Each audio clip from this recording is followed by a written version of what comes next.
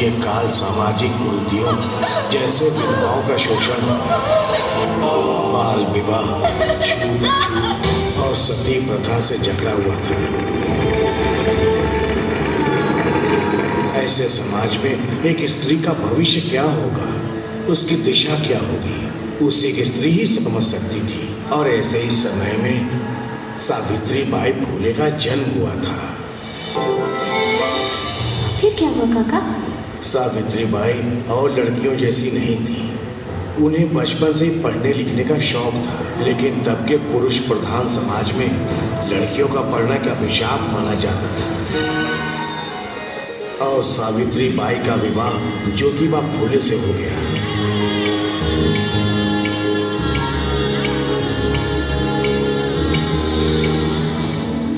Savitri by के मन में जो पढ़ने लिखने की इच्छा थी, उसे ज्योतिबा बहुत अच्छे से जानते थे।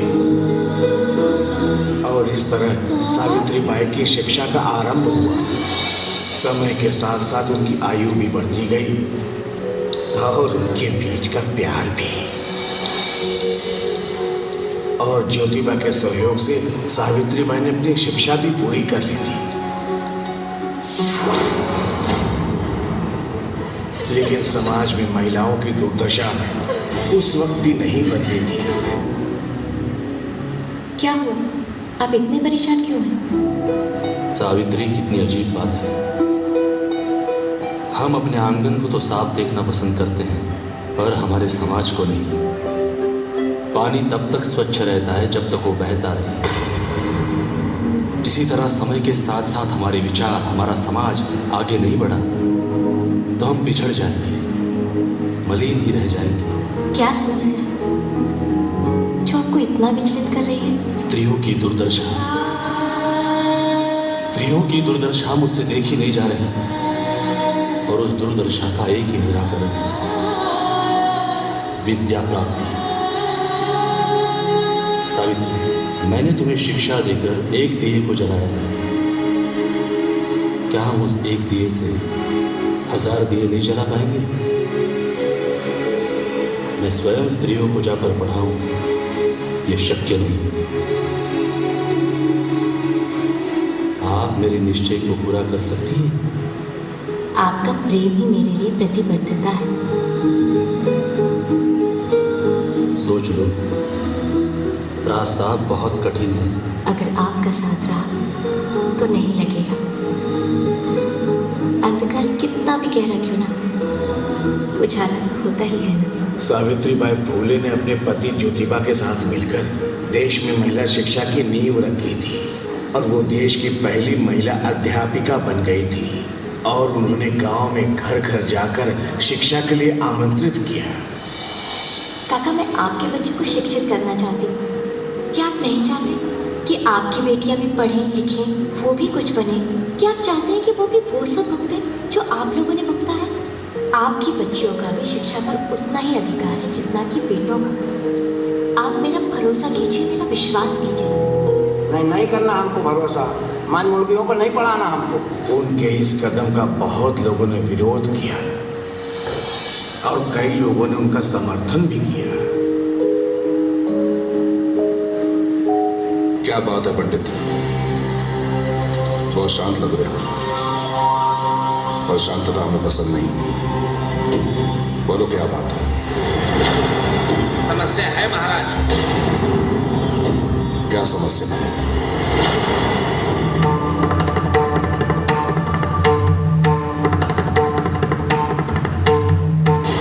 जल के प्रवाह को कौन रोक पाया पंडित?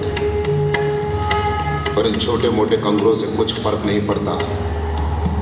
समुद्र हो या नदी,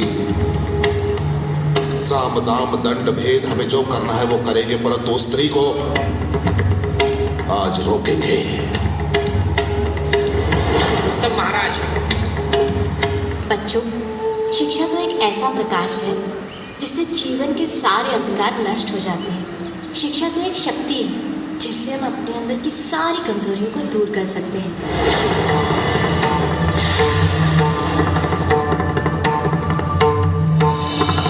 विद्या हम सबका अधिकार है। विद्या के लिए कोई ऊंच नीच, छूत अछूत कुछ नहीं होता। विद्या तो एक पारस मुनि है जिसे सिर्फ छूने मात्र से इंसान का जीवन स्वर्ण हो जाता है।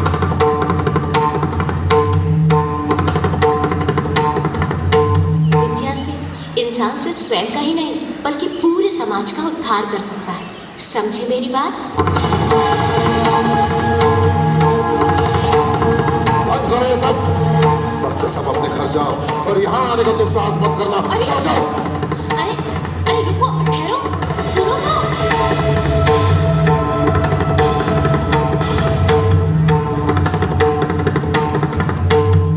रुक जा। इतना अंतर रखना कि तुम्हारी अशुभ छाया हम तक नहीं पहुंचनी चाहिए। हमारी बराबरी करने की चेष्टा मत करो, नहीं तो हमारा एक निर्देश तुम्हें ऐसा दंड देगा कि तुम्हारी सारी निष्ठा मिट्टी में मिल जाएगी। हम स्वयं यहाँ की व्यवस्था है, हम स्वयं यहाँ के दंड हैं, हम स्वयं।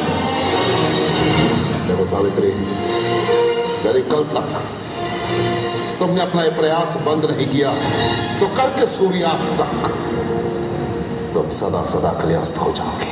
एक सावित्री के अस्त होने से मेरा निश्चय अस्त नहीं होगा महाराज। लोगों को शिक्षित करना कोई अपराध तो नहीं। अरे हमारे शास्त्रों का विरोध करना ही सबसे बड़ा अपराध है। किसी भी शास्त्र में ये तो नहीं लिखा कि शिक्षा प्राप्ति अपराध है। तो तुम अभी हमें ज्ञान दोगी? हाँ सावित्री, हमें ज्ञान दोगी तुम?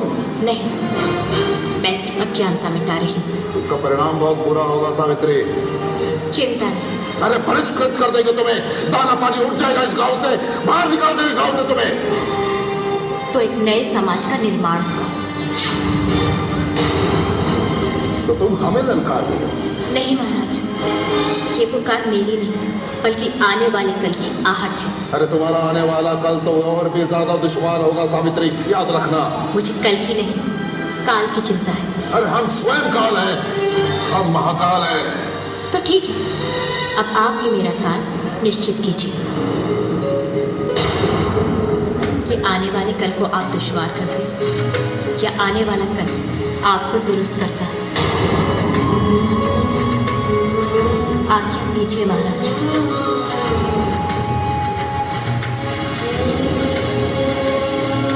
आप परछाई से डरते हैं और उगते हुए सूरज को रोकना चाहते हैं।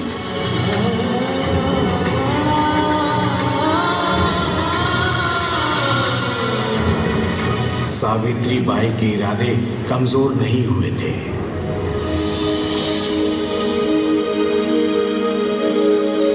सावित्री जी? डर तो नहीं लग रहा? बिल्कुल भी नहीं। कुछ भी हो सकता है। हम भी तो यही चाहते हैं कि आखिर कुछ तो हो। ये लो।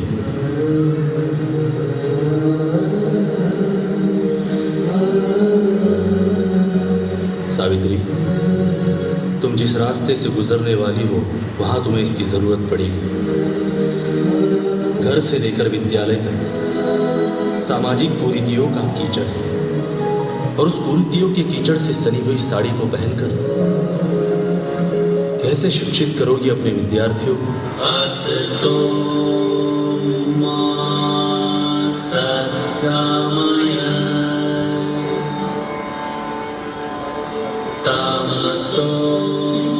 समझ गए।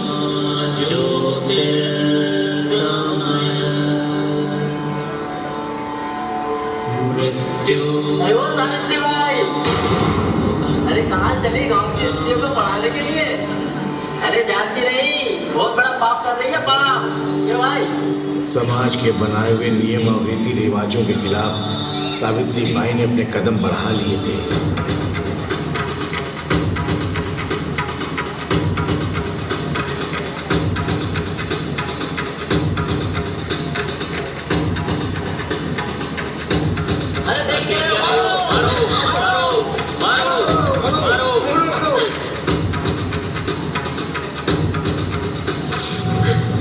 उन पर कीचड़ फेंका गया।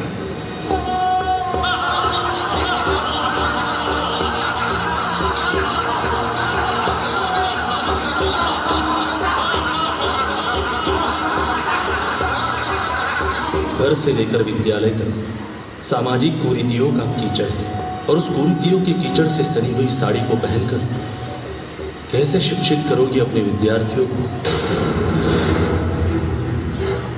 काका, अब मुझे ज्ञात हुआ सावित्रीबाई की यही कहानी हर एक महिला को प्रेरित करने वाली है। सावित्रीबाई ने ही बताया कि नारी होने का मतलब सिर्फ घर और बच्चे संभालना ही नहीं है। नारी होने का मतलब शिक्षा प्राप्त करना और अपनी पहचान बनाना है। वो सावित्रीबाई ही थी जिन्होंने बड़े उत्साह और साहस से स्त्री शिक्षा को आगे बढ़ाया था। सावित्री के नारी शिक्षा का नतीजा ही आज की आधुनिक नारी है। सावित्रीबाई की कोशिशों का नतीजा है कि आज लड़कियां स्कूल जा सकती हैं। समाज में आए इन सभी बदलावों के लिए हम सावित्रीबाई के शुक्रगुजार हैं। उनके संघर्ष का ही नतीजा है आज हमारे भारत देश की राष्ट्रपति एवं प्रधानमंत्री महिला बन सकी, लोकसभा एवं राज्यसभा की अध्यक्ष महिला बन सकी। सावित्रीबाई की देन से महिलाएं न्यायमूर्ति, वकील, डॉक्टर, लड़ाकू विमान चालक, रेल चालक हर एक क्षेत्र में उभर कर आगे आई हैं और इस पुरुष प्रधान समाज में अपना स्थान बनाकर कामयाब हुई। सावित्रीबाई ने शिक्षा रूपी हथियार महिलाओं को दिया, साथ साथ उनके अधिकार एवं कर्तव्य से अवगत कराया। उसका ही नतीजा आज की सशक्त नारी सशक्त भारत है। भारत की पहली प्रधानमंत्री इंदिरा गांधी, बचेंद्री पाल, सुष्मिता सेन, मिथिला राज, मैरी कॉम ऐसे कई नाम हैं जो समाज और परिवार की बेड़ियों को तोड़कर आगे आए। सावित्रीबाई की बेटियां कहलाना ही आज की नारी को उचित रहेगा। सावित्रीबाई के इस प्रयासों और साहस से आज की नारी प्रगति के रास्ते पर चल रही है। इसके लिए मैं सावित्रीबाई फुले और महात्मा फुले और उनकी सहायिका फातिमा शेख और उनके जैसे अन्य लोगों को शत शत नमन करती हूँ।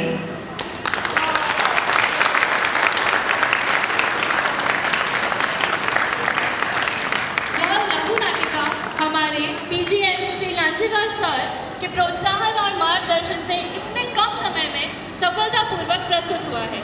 इसके लिए मैं उनके तहे दिल से आभार व्यक्त करती हूँ। यह लघु नाटिका में शामिल हुए कलाकार का पात्र परिचय इस प्रकार है।